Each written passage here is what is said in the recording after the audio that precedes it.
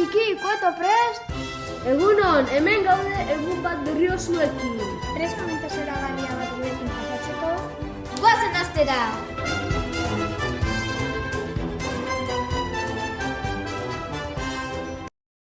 Tarik, badakizu munduan zehar gela batzuk daudela oraindik? Ez nekien, baina gai hori buruz gehiago jakitea gustatuko litzaidake. Suerte izan duzu. Gaur, Araitz, Iker eta Eneko etorri dira gurekin hitz egitera. Kaixo, gu gara Araitz, Eneko eta Iker. Iker, baldakizu zer den gerra bat? Ez oso ondo, horregaitik hemen dauzkagu Araitz eta Eneko. Aurrera! Normalean, gerra bat bi herrialden artean sortutako gatazka handi bat da.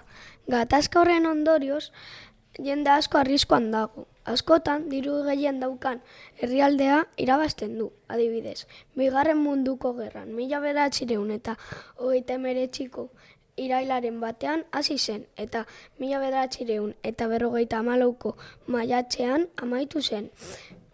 Eta irabazleak Errusia izan zen. Oso gerra gogorra izan zen guztientzat, baina ematen du ez dugula ezer ikasi. Gaur egun gerra asko ditugulako oraindik. Ezagunenak Ukraina eta Errusia dagoena edo Israel eta Palestinako izango ziren.